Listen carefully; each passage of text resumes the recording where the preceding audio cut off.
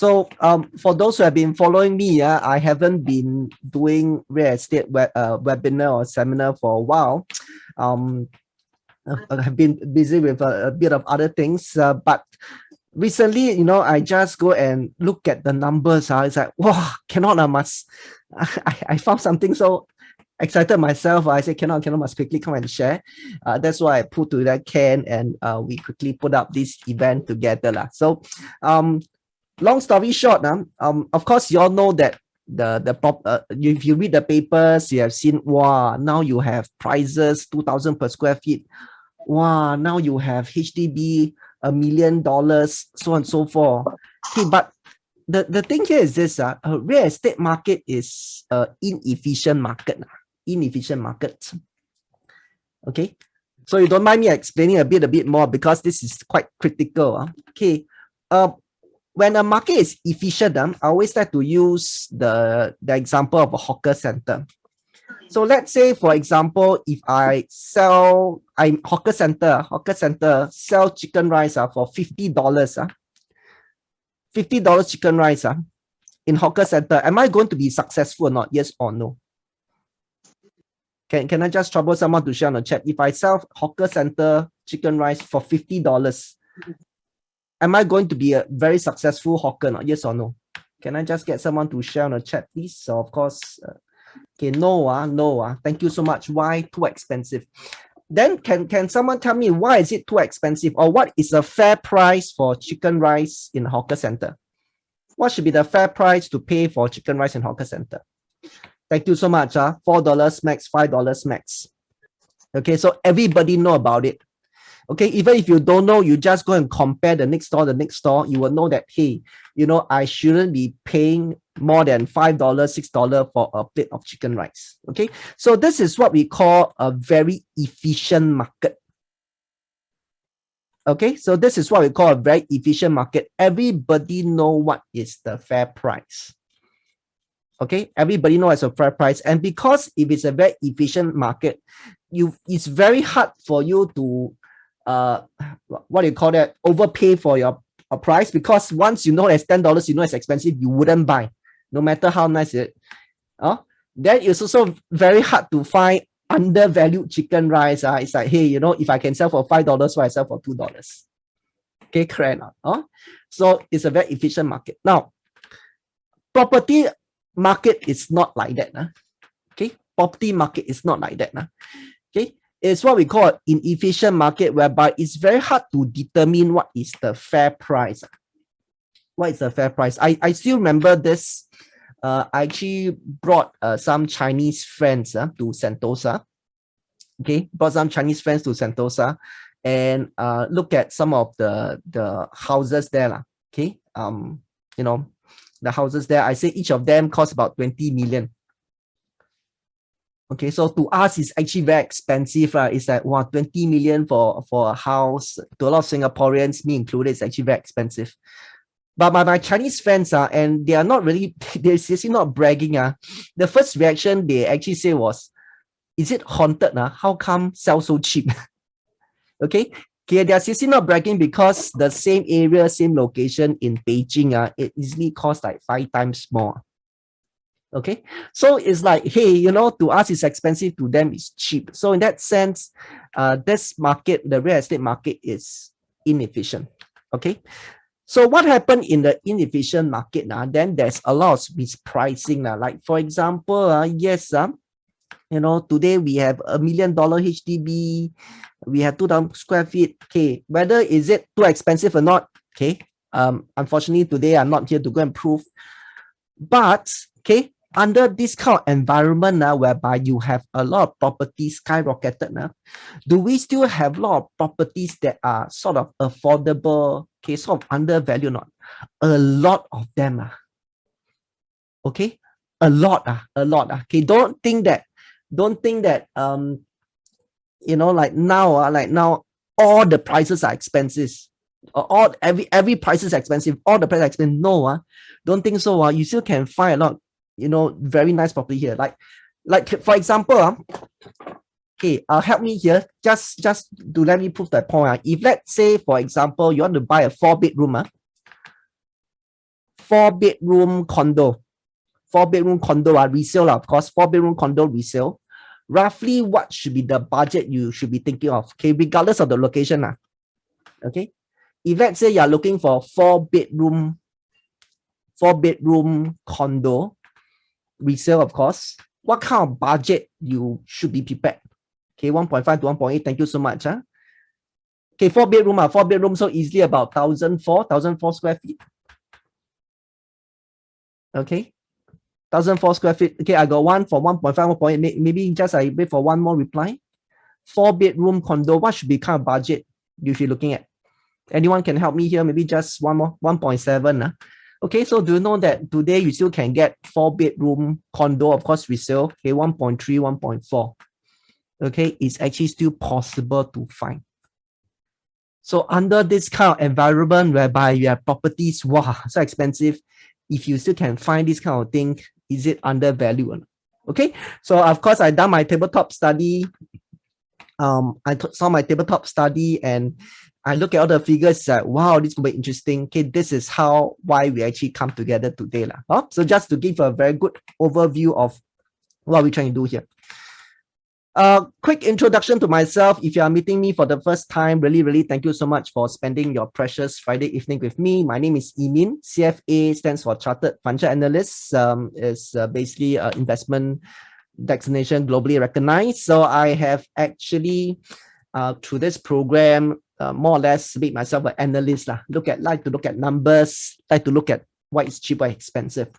I have actually founded this company called Invest Coach Private Limited. So this is a company I founded. This company has the vision of everyone makes sound investment decision. And what we mean by sound investment decision is, number one, you have to understand why. Why are you actually putting your money in this investment? Okay, we all know all investment is risky. Even put bank also risky.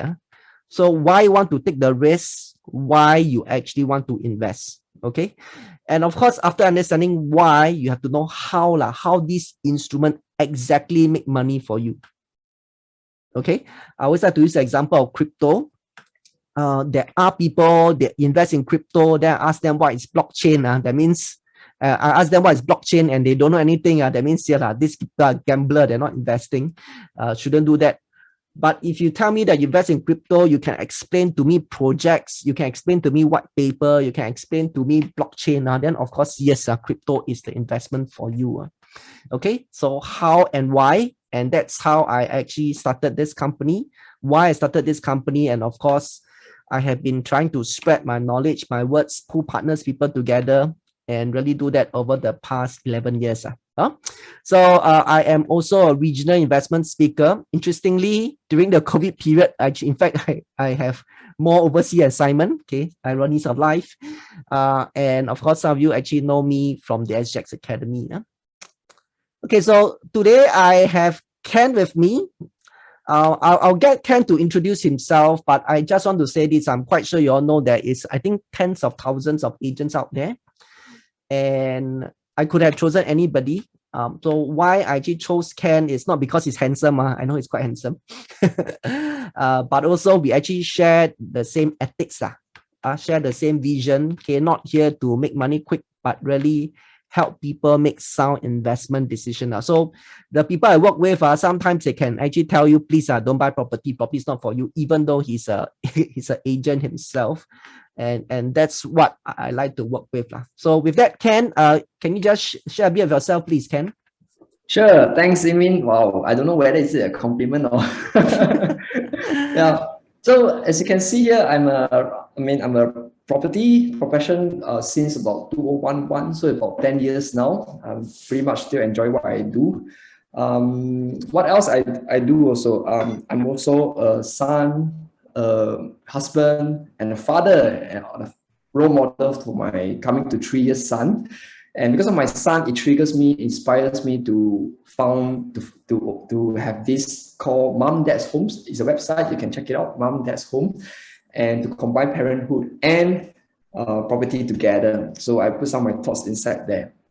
What else? I'm also a vegetarian, and I'm also a basketball fan. Just a little bit of myself.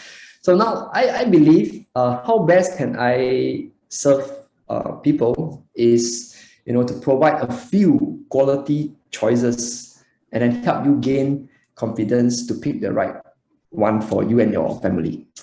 So that's it. Back to Emin. Okay, thank you so much.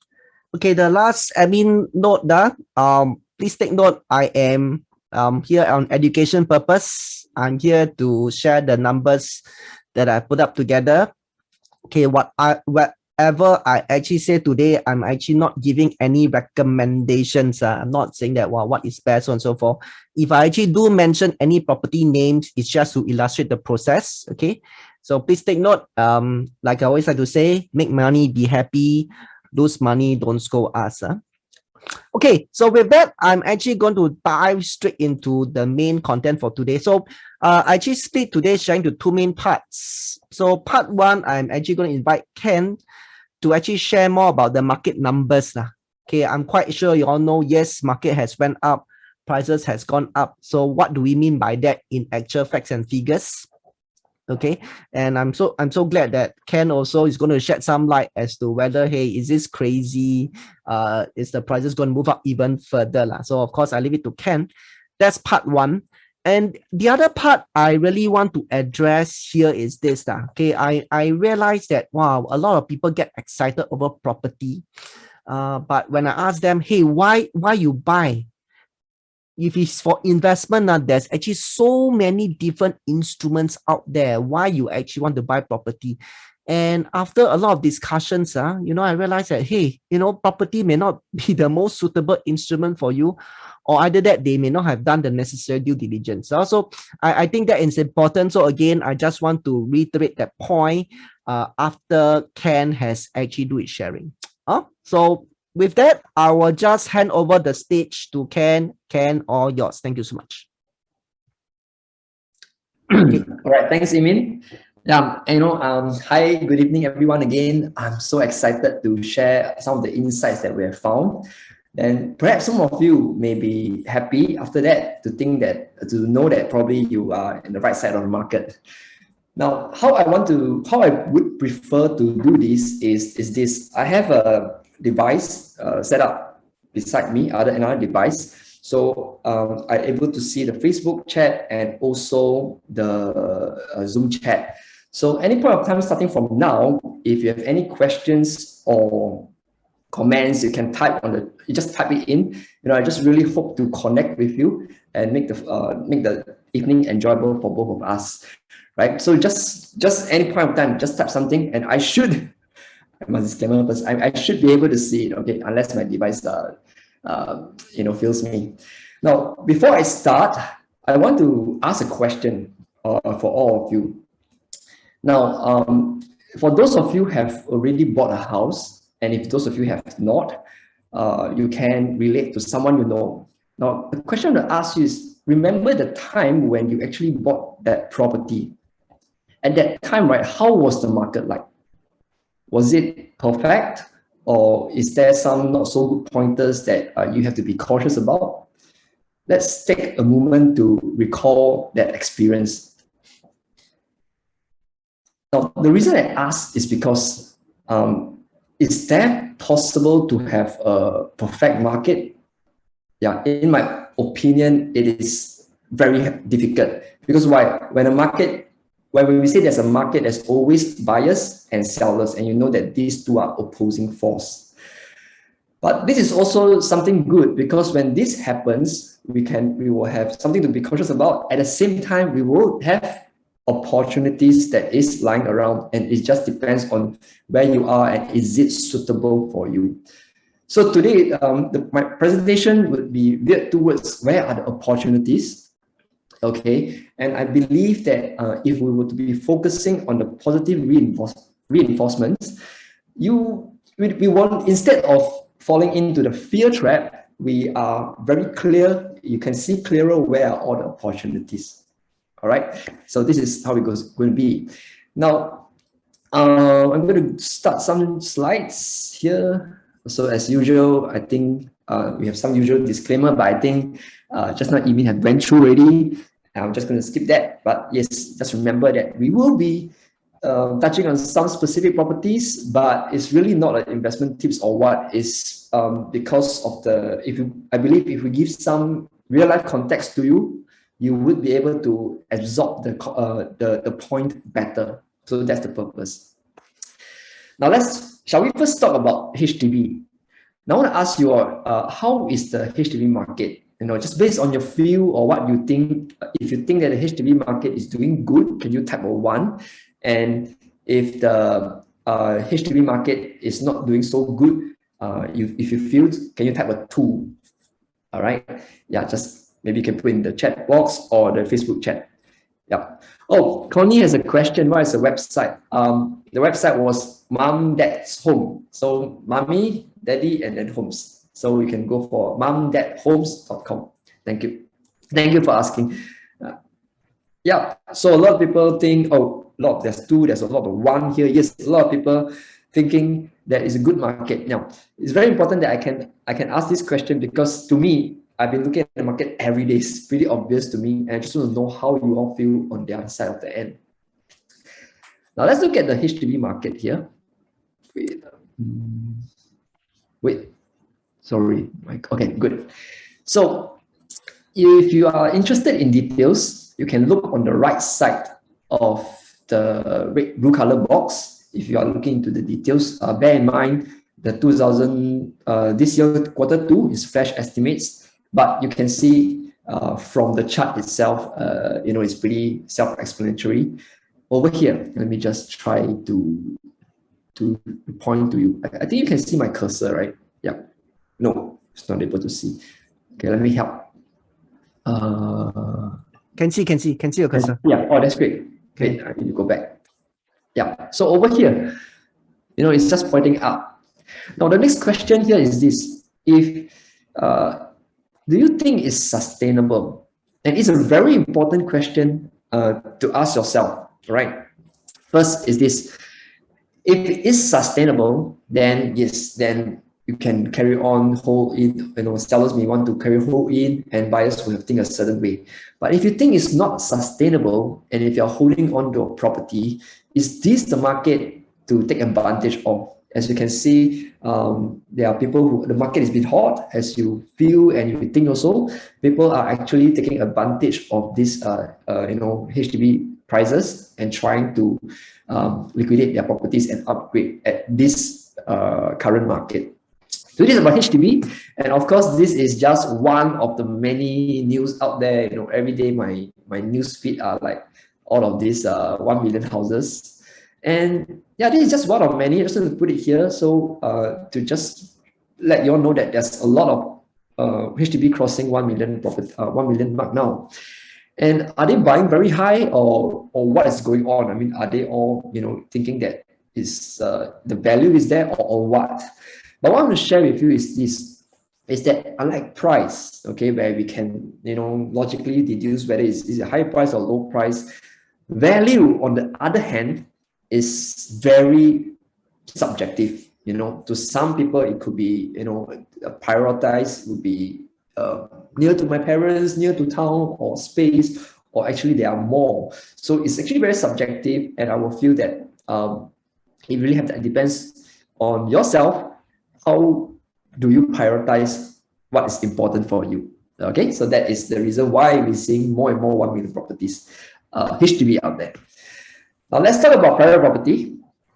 Okay, now over here, same thing. If you are interested in the details, you can go into the blue box, but I think today's market are pretty obvious. You can just look at the chart there.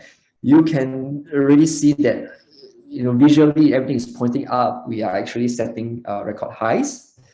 Okay, so this is about a quick general update of the HDB and the residential and private properties. Now, next up, I just want to bring some of the articles to you and let you have a sense of what the market is current now. Over here, it says, the high demand for new condos, okay, as HDB market showing signs of stability. So there are demand coming into the new launches. Here you can see also, prices of new leasehold condos in the suburbs are set to rise. Okay, what I mean, places like Ang Mo Kio, the OCR, you know, the outside core central region, the Lentor, Tampines, Jurong, you know, Woodlands, all this. Now, so I want to see in perspective, okay, for the whole market, right? If I'm going to look at the whole market and just the new sales in the past 10 years, okay, what will the chart be looking like? So you can see, you know, visually, you can already see everything is going high, and we are continue to set new records. So this is about the new sales, new launches, prices. All right. Now, before we go on, let's do something fun. Let's poll, right? Okay, let's poll.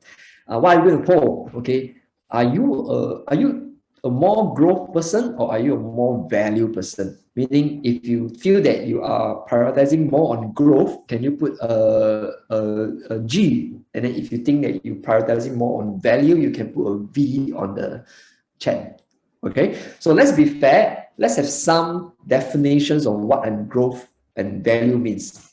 If you think that you're more growth inclined, you're someone who don't mind entering at a high with the prospect of a larger gain later. If you think you are more value centric, you're someone who wants to look at what's happening. You want to take advantage of what's happening now and then position yourself now to have a better gain later. So these are the quick definitions. Oh, okay, I already have. So if you think you are value, B. If you think you are growth, put G. All right, a lot of value here. Okay, so that's great. Yeah, good. I mean, if we keep this going, this two-way communication going on, you know, the doors are open that I can learn from you guys also. Yeah, so a lot of people are value, you know. Okay, great. Oh, some people that have Doreen is growth. Facebook, Jasper, Evelina, value. Great. Okay, let's carry on. Now I want to share with you this thing. If you can see here, I'm going to plot just now the chart into a resale. So same thing, whole Singapore, all the private properties exclude HDB. Okay, the resale and the new sale chart past 10 years put together. What do we see? So yeah, we see visually, you know, we do have to go to numbers and details. Visually, I will keep it simple. We already can see that the gap is widening. Now, what are the figures telling us? Okay, we are looking at average price of the new launch at around 2,000 PSF and the resale at about 1,004 PSF. We're looking at about 600 PSF gap, almost a 25%, you know, difference. Okay, so what does it tells us here? Okay, now let's go on. Just hold on to the thought there. This is going to be an upcoming launch. It's called AMO, if I hope I pronounce correctly. It's going to be Ang Mo Kio in the suburbs. Right now, you can see over here, we have some details at the top, bottom left hand of the side. Okay, so this is a plot of land. And I think in MRTs or buses, you have been seeing these advertisements, you know, here and there already, because it's going to launch very, very soon. Looking at here, the estimated break even is about 1,008 PSF. And let's say if we are looking at, if the developer is looking at 20% profit, we are looking at about 2,000 to 2,002 PSF. So remember this figure about 2,000 to 2,002 PSF, and then I'll carry on with my slide here.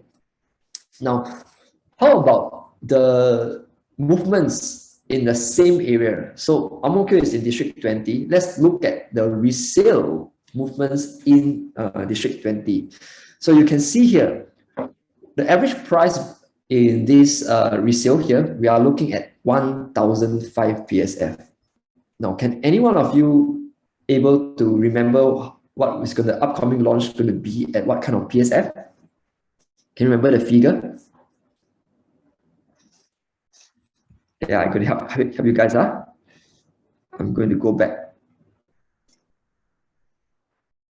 Yeah, so it's about 2,000 to 2,002 PSF if the developer is looking at 20% profit margin averagely. All right.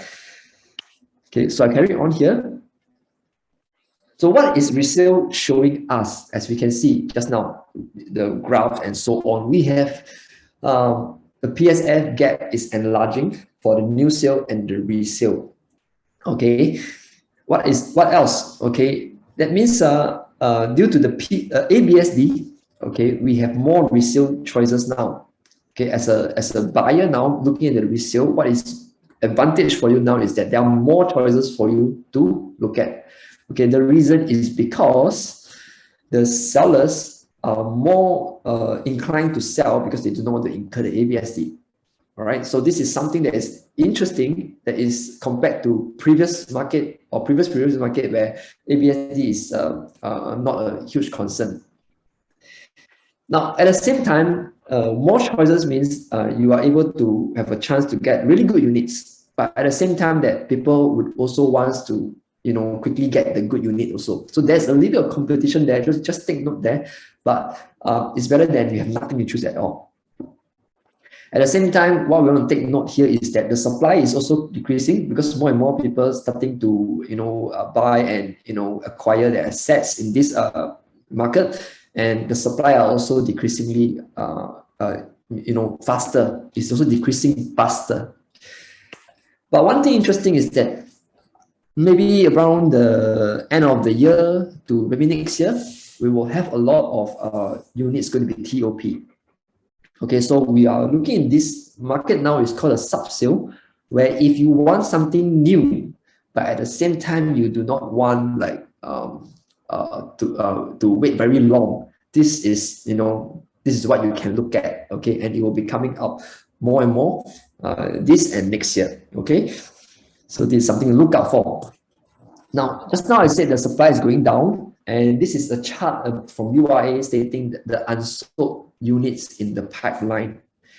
Now, it's always good for the market, it's always healthy for the market to have unsold units, okay? Because just imagine today, government cuts supply, no more land sales, okay? You will come to a time that there is no inventory in the market.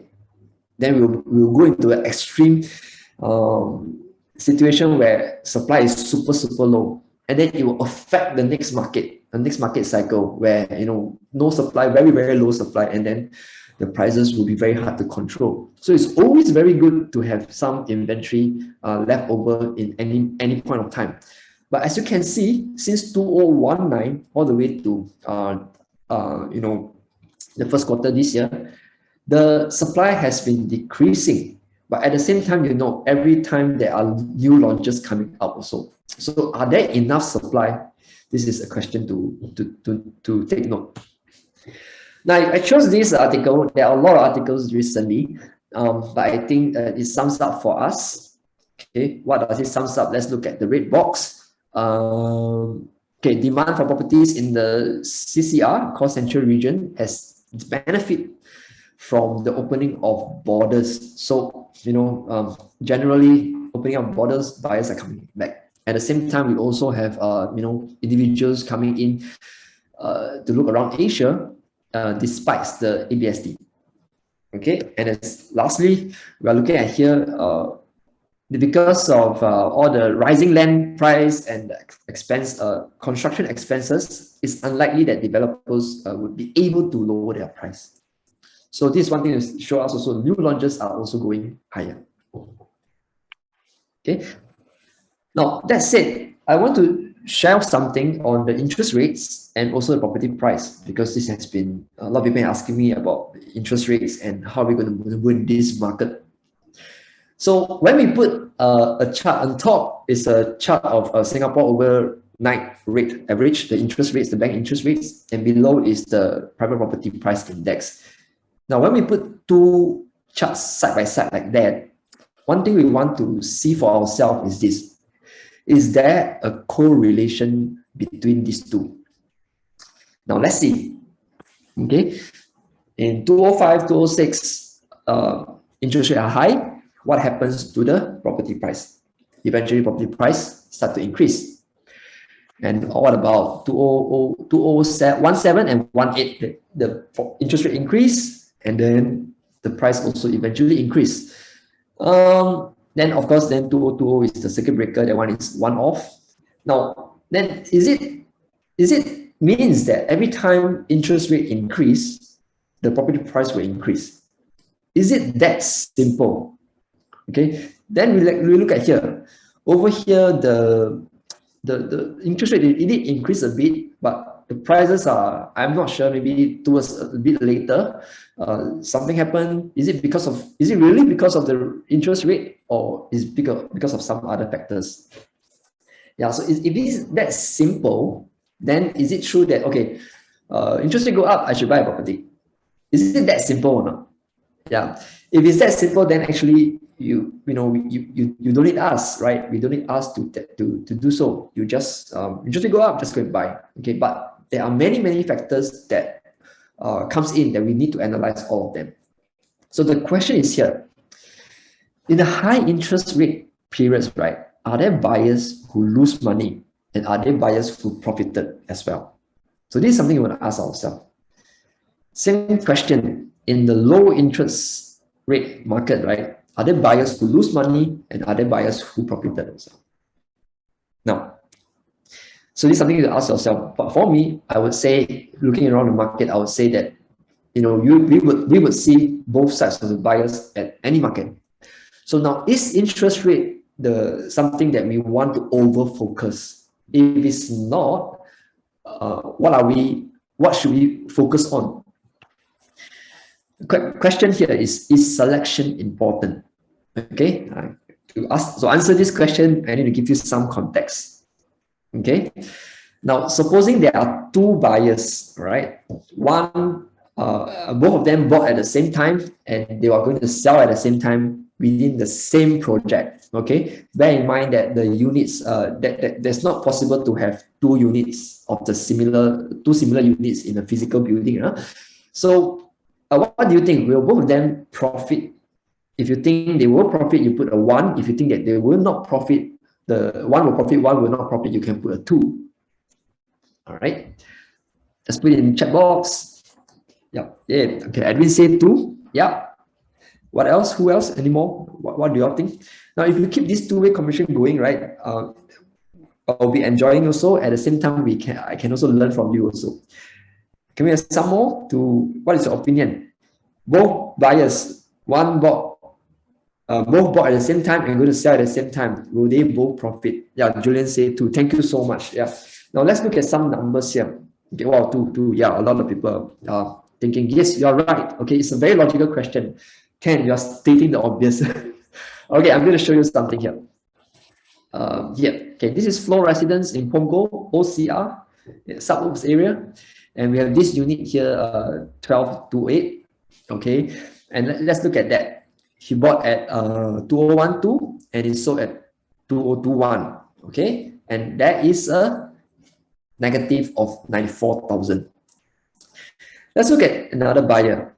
Okay, lower floor unit. Okay, same thing. They bought at the same year and sell at the same year, but this profit 150,000. Okay, let us move on. Dakota Residence, RCR, City Fringe, same thing. One, actually, both of them bought in 2012 and they're going to sell in 2019. One profited 92,000, while one negative 60,000. All right, and the one that profited is the third floor. Okay, what about the one Shenton, in the city? Same thing, they bought at 2007 and they sell at 2011. One negative 300,000 over, one positive 500,000 over. And interestingly, they are both the same stack. Just one is 31 floor, one is 40th floor. Same size, everything same. Okay, so the question I want to ask you guys now is, how important is selection? When we talk about selection, right, we're not talking about, hey, this area is good, let's go and buy something in this area. No, I'm talking about, okay, you want to zoom in this area, and then we're going to zoom in further, maybe down to like 10 projects, and then out of these 10 projects, we zoom in further to 1 or 2 or 3, and then we zoom in to the particular project, and also if the project has certain blocks, we down to just a few facing and blocks, and down to that one particular unit. Okay, because just now, as I showed you, same unit in the same project, but two different selections will make you make money or make you lose money. Okay, so selection is very, very important. So two things we want to know in this market, we want to really focus on this market is it safe for you? And I really want to help my friends and clients with this to understand how safe are they to enter now. Because yes, interest rates are rising. We need to be able to maneuver these high interest rates. I would say higher interest rate environment. Yeah, second question here is this: is it the right selection for you? Okay, so these two key questions that we want to ask ourselves, and who can help you to make the right selection, and who can help you to know whether is it safe or not safe, right? Now, so this is a situation where I want to ask you. Supposedly, late. Okay, I'm just going to hang down there first. Later, Amy will really show you some specific projects. We're going to project names, okay? But let's say, what if you saw an opportunity, but you're simply not ready? Then are you able to take advantage of the opportunity, right? Or it's just, come and go. Now, to be ready in this market, okay, especially in this market, and because of all the policies, you really need to make yourself ready, especially if you do not want to come up with the ABSD and you have a house currently. So this group of buyer, please take note, okay, you have to really be ready. Okay, the reason is this because if you buy first, then you need to come up with ABSD, right? Okay. If you sell first, then hey, where am I going to stay? Yeah, so it's stuck here, right? So what's the solution? Okay, what's the solution? Okay, because if you want to buy first, you come up with ABSD. If you want to sell first, then where am I going to stay? What's the solution? I want to find a house that is something I want to stay on. Then it makes sense for me to sell, right? But now, how? Which one first? Okay. Now the solution is really about trying to manage the timeline. Okay, but my first take note, this is just one scenario, and every case is unique. Especially, you're not sure who's going to buy your house and what kind of house you're buying. All parties will have terms and conditions, and you have to match the terms and conditions in order to have a smooth process. Okay. Now, so this is just one of it. Something that I plan for some of my clients here is this. They're selling and buying. When do you buy, and at which point do you sell, so that you don't have to worry about ABSD and you don't have to worry about loan, and you're able to move once. You don't have to move elsewhere. Sometimes you sell, then you're going to move elsewhere, then you're going to move into your new place. So is that possible for you to just move once? Okay, so this is something that we can help. Of course, I just want to remind you guys, it's really just one of many scenarios here. Okay, really everybody will be different. Everybody have different circumstances, right? Now, the question now is where to find opportunities. So some of you who are more growth inclined, right? You can look at, you can do some research, or you can look at where are the growth areas. And the thing I like about Singapore planning is that not only they tell you where, they tell you when will they complete. So basically, you can really form a strategy based on just these 2 points already. So master plan is something that we spend a lot of time to understand where will be the growth areas and where are the threats, where are the opportunities. And recently, this year, government also released, or I would say re-announced this long-term plan view, and there is some gallery in URA building also. And it's going to be very exciting. I think it also spurs a lot of interest in the market also. So if you want, you can look at all this and then find growth. But today, I really want to share with you where are the the value property. Like just now we said, a lot of you here are value people, more value inclined. So we want to know where can we find this opportunity, and I want to invite Emin to share with us where. Okay, thank you so much, Ken.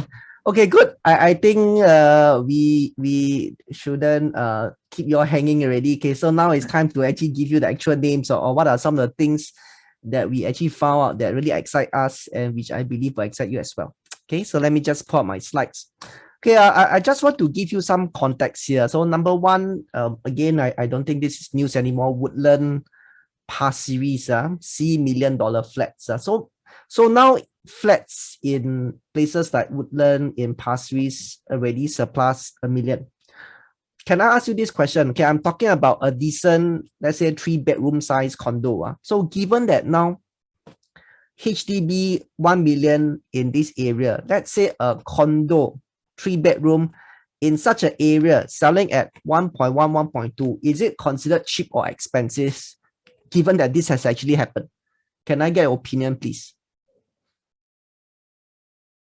Okay, here's the question. Here's the question.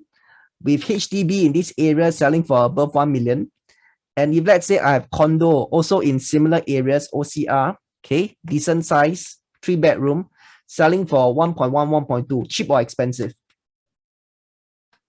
Okay, thank you so much. Thank you so much. So a lot of people actually thought that, hey, today is actually impossible to find. My point here is this, there is actually still quite a lot. Okay, so this is what we have done here. Okay, we could actually download all the most recent transactions. Okay, so we actually download all the most recent transactions from the URA website for all the property, so for all the residential property, condos and ECs. Okay, HDB is actually not here. So what we have done here is this. Okay, number one, I actually look at prices. I can actually sort prices less than or equal to, let's say, 1.2 million. Okay. And of course, I only go for those bigger units. So let's say greater than 1,000 per square feet. Sorry, 1,000 square feet. Okay. So you can see we have actually quite a lot of transactions. Okay, by the way, this is over past 1 year. Okay, quite a lot of transactions that is below 1.2 million, that is bigger than 1,000 square feet. So a lot of people thought that, wow, I today don't have 1.5 million, don't need to think. That is not true. Of course, you don't expect the golden areas. It's not in your district 9, district 10, not in your Tiong Bahru, not in your CBD. Okay, I think we have to be realistic. But you know, some of them are actually in very interesting areas. Okay, like for example, okay, those closest to town one, we have okay, if you talk about Bedok Reservoir, okay, very nice view there, Grace by the park. You can actually very near to the reservoir. It's actually quite nice living area. I mean, come on, if let's say Woodland is selling for $1 million, okay, so down here you can get something 1,002 square feet at 1.2 million. Okay, is this considered expensive? I think you know I'm trying to get at. Okay, and there is one area we particularly like. Okay, not only its value, at the same time, we also think there is growth potential. Okay, so basically it's actually district and so by the way, can you see these are so many transactions transacting below 1.2 million for over the past 1 year, which is 1,000 square feet above. Okay, I even had to take some time to actually scroll.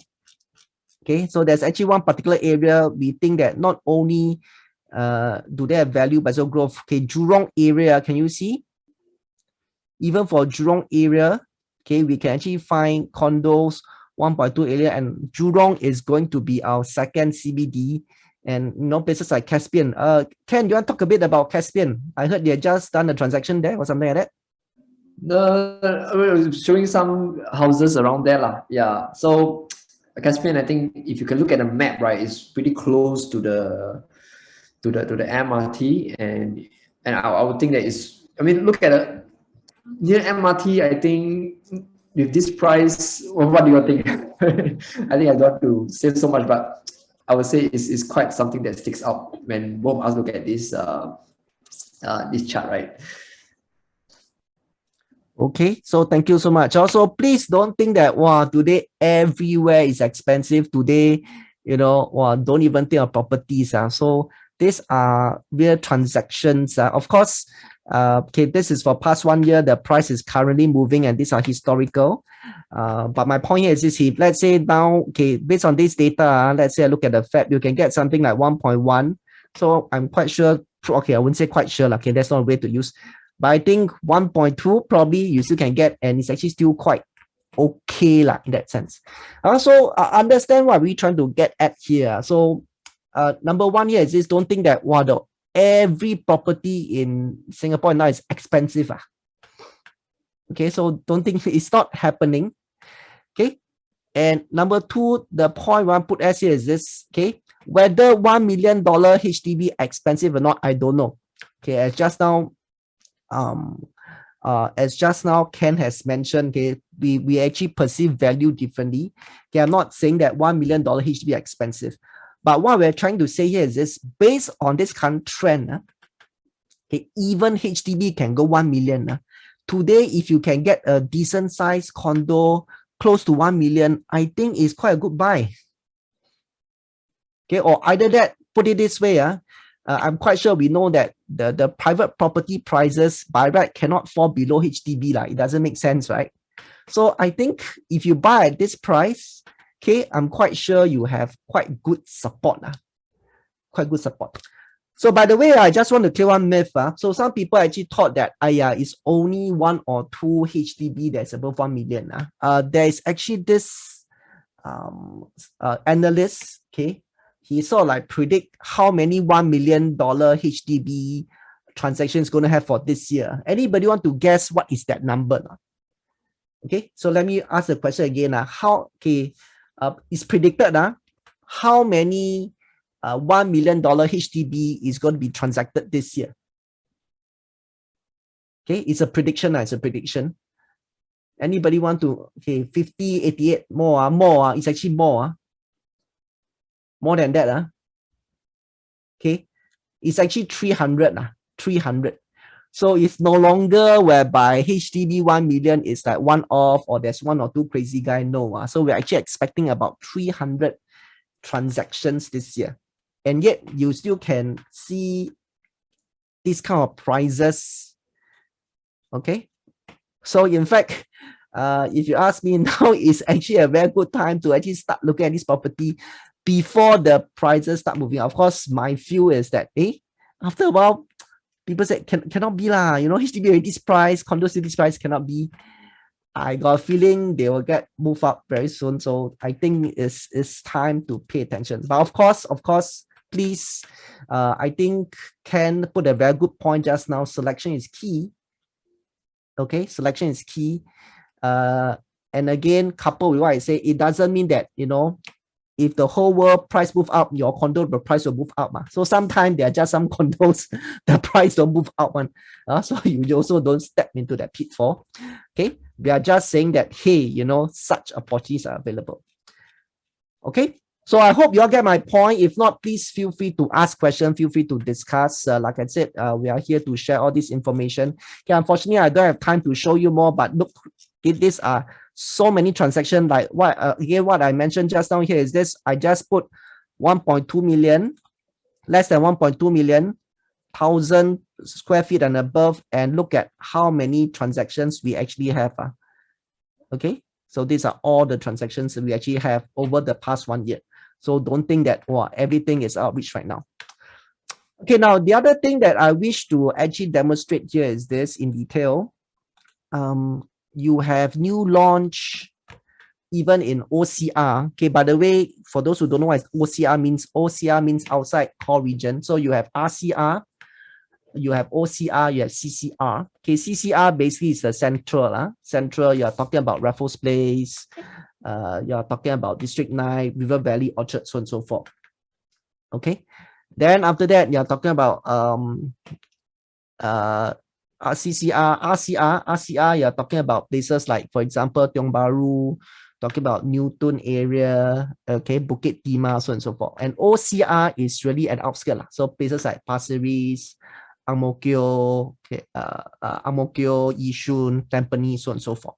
Okay, so now again, we can see that, hey, some of the new launch are hitting 2,000 per square feet now.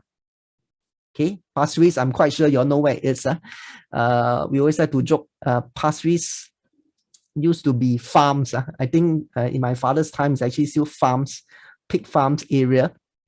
Okay, nobody can think of now can sell to 2,000 per square feet. And again, we are not here to comment in 2,000 cheap or expensive.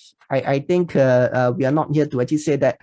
But where are the opportunities? So let me just go through this spreadsheet again.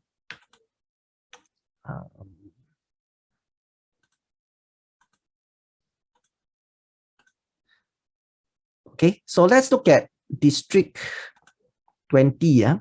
So since Ken talked about Amos just now, District 20. Okay. So District 20 is the Bishan Ang Mo Kio area. Okay, Bishan Ang Mo Kio area. And let me just sort. Okay, again, these are all past 1 year transactions. Let me just sort them based on per square foot prices. And of course, if you want, I can look at those that is greater than 1,000 square feet, for example. Okay, I can do that. Okay, and it's sorted based on PSF. So same thing in District 20.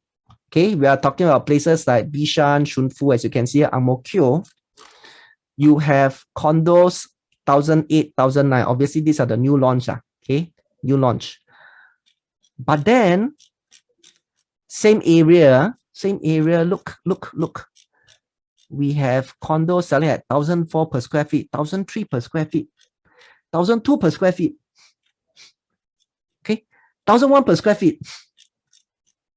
Okay, so again, we are not here to argue 2,000 expensive. But my point here is this: if that area selling for 2,000 already, if you can get something like, for example, Grandeur 8 at 1,001, what is your risk?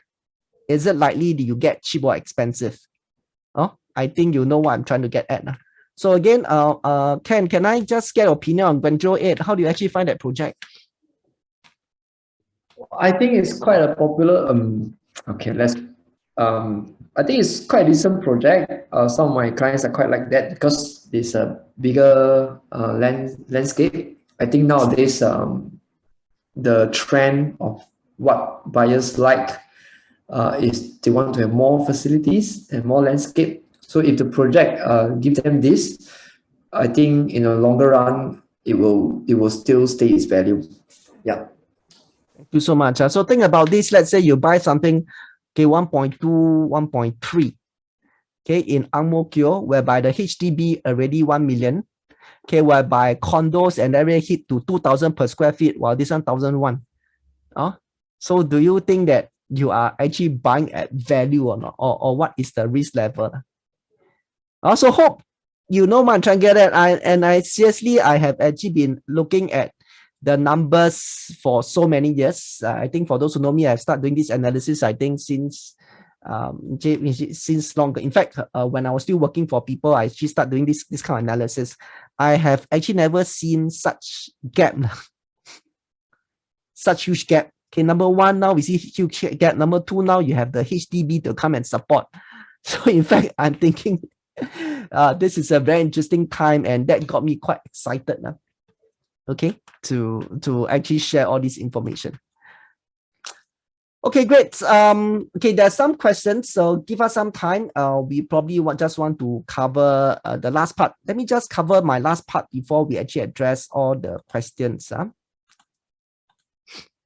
Okay, the last part of today we really want to share is get the right investment mindset. We don't want you all to start thinking that, wow, cheap, go and buy, cheap, go and buy. You know, wow, cheap, no need to think, go and buy. So in fact, we actually see more and more people doing that. Okay, and after that, I realized after that people buy already, then you know, yeah lah, can make money lah, but then after that, it doesn't hit the investment mindset. I think some of the best ways to, let me give you an example. Like for example, I've seen enough people whereby while they are so into investment, okay, they used to stay in a very nice 5-room HDB flat, you know, all the kids are happy, all the kids have their own room. Then because, yeah, condo can, you know, appreciate faster. Then he go and actually buy a 2-bedroom condo. In the end, have lesser space. In the end, the kids have to share room. Okay. So if you ask me, the quality of life actually suffer. Yeah lah, is for investment, you know, the capital gain is there, potential, but meanwhile, the living is actually being sacrificed. So is that really the right thing to do or not? No? End of the day, please, the house is for people to stay. The house is actually to make sure everyone is happy.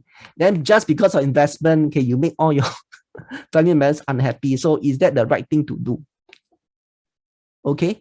And we have the other extreme lah. So probably I just ask this question, it's easier. I think now most of y'all actually know the correct answer. But anyway, do me this favor, help me type in 1 or 2.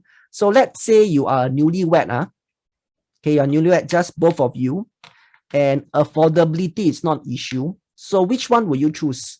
Would you choose a 4-room BTO HDB? Okay, selling about 400K. If that's what you choose, don't mind, help me type a 1. Or will you choose something smaller, just a 1-bedroom condo, 650K? Okay, and more expensive some more. And you're, so which one will you choose? If you think that you will choose this HDB 4-room, please help me type a 1. If you think that, you know, you will actually choose this one, help me type a 2. Oh, interesting. Still more put 1. Okay, so by the way, this is a real case study. So if let's say, for example, if you put 1, okay, by the way, this is actually what happened when someone actually came to us 5 years ago. Okay, he has exactly this issue. He was talking about choosing this. And of course, listen to our talk, he actually chose this. So if let's say, for example, you choose 1, today you can't even sell it, probably still have an MOP. But that particular person, he actually chose 2. So when the property TOP, he already make easier like 150K, 200K. I think by now, what happened is this, he actually sold. And he has already rolled on to a bigger condo. Okay. So in fact, if you really have the investment mindset, you should actually start with the first property. A lot of people, okay, frankly say, even my time, I'm also one of those who didn't make the right decision. A lot of people think that, first property must be HDB, don't be too aggressive, blah, blah, blah, blah, blah, so on and so forth. And after that, buy the HDB. Okay, you not only have to wait for the time for it to build, then after that, you have the MOP, probably can sell only 8 years later. Okay, while if you have done the first step correct, so once even built, you already make money already. Okay, so this is what we mean by having the right mindset. Think about this. If let's say you are in your mid-20s, so suddenly just make another 100K just like that. Okay, I'm quite sure you know what I mean, not easy. So have the right investment mindset is most important. Number 1, okay, don't mix up staying and investment. If staying the main thing, make sure family happy first. I think that's the most important. Don't always think about investment. Number 2, okay, investment mindset is really, you know, it actually can start from the very first property. Don't always think that, you have to buy one first, then actually go another one. And the third thing about having the investment mindset here is this, basically answering this question: what is the risk? What is the reward?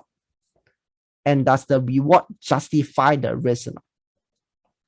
Okay, I realize a lot of people didn't go through this process. They just very focused on the reward. Wow, okay, if I buy this, then blah, blah, blah, I can multiply, blah, blah, so on and so forth. And then they realize, even if I make another million, my life won't change. But then if you do so, you actually take up so much risk. And I have people on the other extreme are so focused on risk, just so worried about, wow, what if this happened, what if that happened, and of course miss out the potential reward.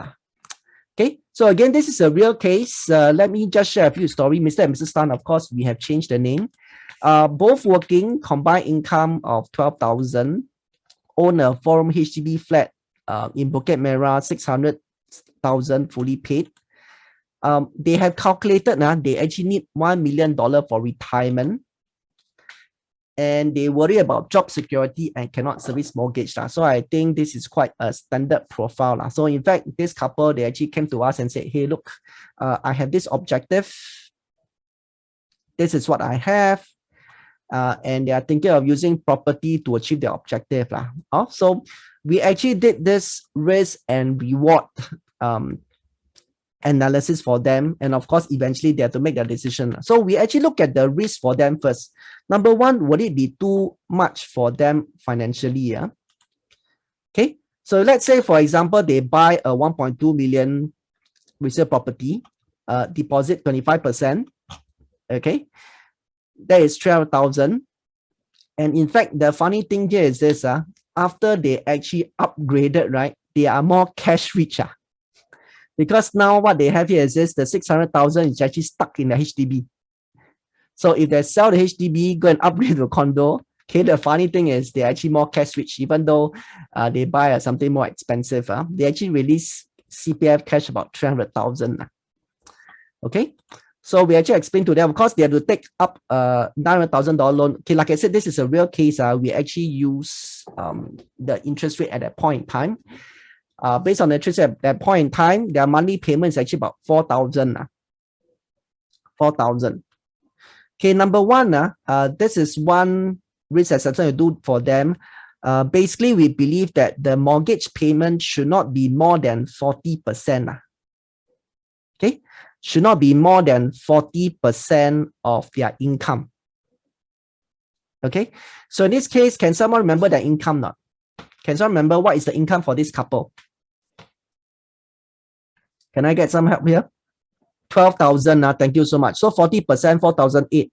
So we think that, hey, even with their income alone, 4,000 monthly payment is actually quite comfortable. Okay.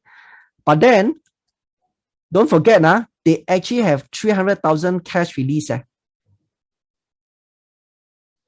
So they have actually a very good buffer for more than 6 years of payment. Of course, assuming interest rate don't change. So the thing here is this, hey, you know, with this kind of risk management, is it okay for them? Of course, we think it's actually quite okay, but of course, at the end of the day, they have to make a decision. But my point here is this, a lot of people keep thinking of, wow, 900K, 900K. Now I stay HDB, you know, I have no loan, but I upgrade 900K. Okay, but it's actually not true. You think about it, their income can pay and they have the buffer for 6 years. So in that sense, is the risk managed? Okay, next. Like I said, we will look at the risk, the probable worst case scenario. So let's assume that 5 years later, HDB increased by 3%. Okay, 600,000 become about 700,000. And of course, HDB increased by 3%. Condo should also increase by 3%. Okay, so your 1.2 will become 1.4 million. And for whatever reasons, let's assume that they had to sell. Let's say one of them lose their job, blah, blah, blah, so on and so forth. Okay, think about this. Okay, their loan will only become 900,000 after 5 years. This is what a lot of people didn't realize. When we actually pay our mortgage, it's not all expenses. Okay, so part of the mortgage, in this case 4,000, part of them we're actually paying ourselves. Okay, the interest, yes, interest is an expense, is a cost paid out, it is for other people. But actually, a main part of it, easily, at least half of it is actually we pay ourselves. We actually pay down the loan. So the loan only remains 760 after 5 years. And assuming that they have been just using this buffer fund to pay, okay, they still have remaining cash of 82,000. So 1.4 million, you minus the loan, you plus the cash, you still have cash of 722. So if let's say worst case scenario, one of them lose job, blah, blah, blah, so on and so forth, okay? Can they actually downgrade back to HDB or not? Yes or no? Can they actually downgrade back to HDB? Can someone help me here, please? Okay. With the cash value, if they sell, can they actually downgrade back to HDB or not?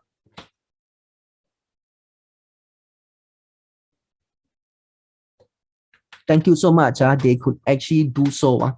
So in that sense, hey, the risk is actually quite well covered. So number one, they have 6 years of buffer for their mortgage loan. Number two, really, really betahan cannot. They can actually downgrade back. Now let's talk about the reward. Let's talk about the reward. So let's assuming that they can tong until for 25 years, they pay off the loan. Okay, and again, assume that HDB increased by 3% per annum. 600,000 become 1.2 million. Okay. And condo also increased by 3%, 1.2 million to become 2.5 million. Okay, now all they have to do is to downgrade back to HDB. They can actually release the 1.3 million, which is what they really want. Okay, remember, they actually want to have 1 million for the retirement. And in fact, all they have to do is just do this decision. Okay, they can achieve it. Also, this is what I mean by, okay, you must be very clear what are you aiming for. And after that, look at the risks. So think about it. Well, if all you have to do is just make this one decision, okay, their retirement also settled already. Don't have to worry about, where to get money for retirement. So this is what we mean by having a clear investment mindset. Not only must you know what you want to achieve, then you have to ask yourself, hey, is the risk worth it or not? So since we are down here, we just want to say that, hey, investment, property investment can be actually a very creative process.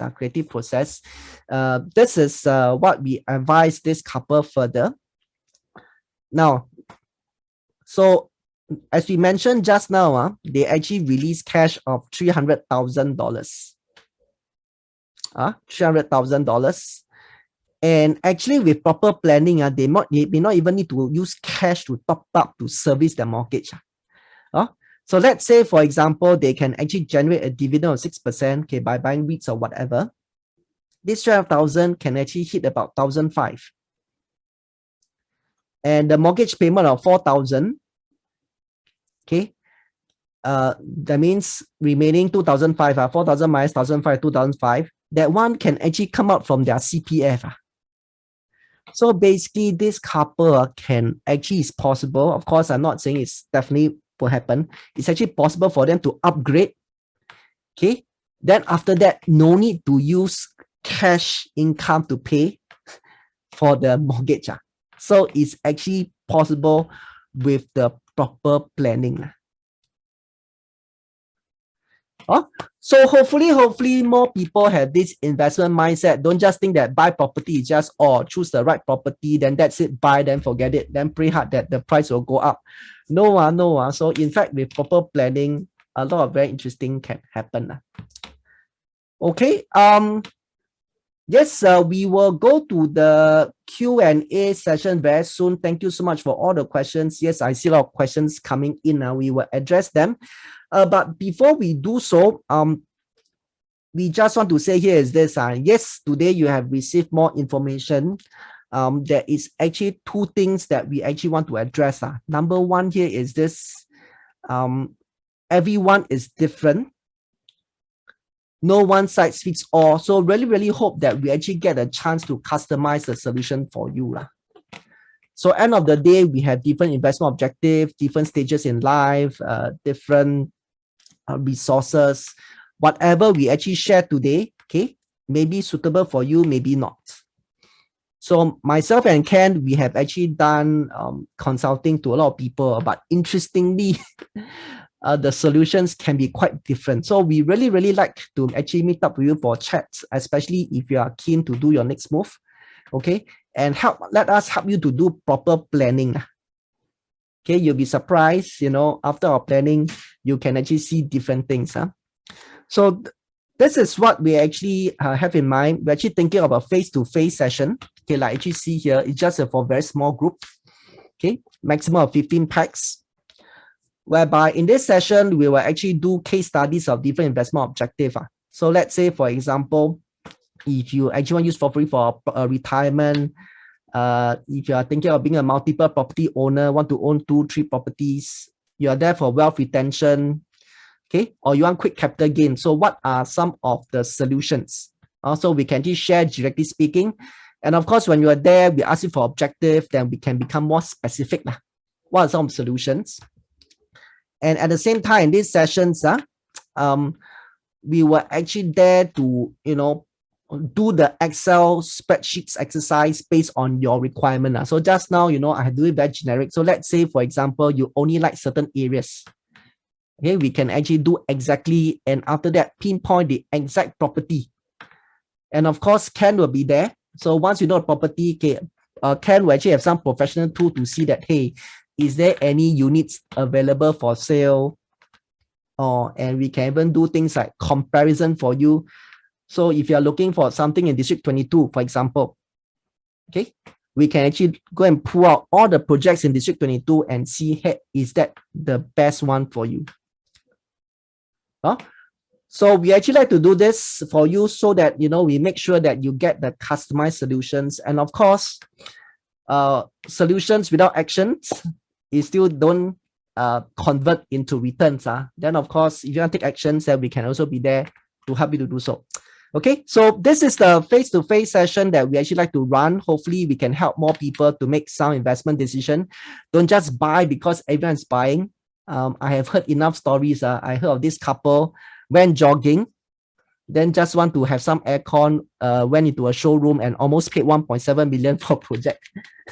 So no, please, I'm quite sure or at least for most of people, property is a large ticket item. Don't rush into it. And our job is to really make you do proper planning. Okay, so this session is actually going to be on 20th of July. Like I said, it's a face-to-face session. It's going to be held on Anson Road, okay, 0617, okay, the office of Prinsep Group, in the evening. So 20th July is actually going to be a Wednesday. If you look at the price, in fact, we are doing the session almost for free, $10 just help to cover the venue cost. We are not really making anything from for this session. Okay, like I said, we just want to make sure people actually do proper planning. And to thank you for come down, we will be happy to actually give you a copy of my book. Okay, a physical copy of my book. Current retail price is actually $20. Okay, so this book is actually written by me called Create Wealth Accumulation System to be Financially Stress-Free. So I actually talk about different investment systems you can actually create to help you accumulate wealth. And because of the current, I think there's still some social distancing requirement. So for the venue, it's actually quite small. We can only fit in 15 people maximum. Okay, so we have to be quite strict on this. Okay, I'm not one to breach any rule. So once we hit 15 people, sorry, we can't accept more people. We can't accept more people. So yep. So take this opportunity, do sign up early. So like I said, once we hit 15, sorry, then we cannot accept you anymore.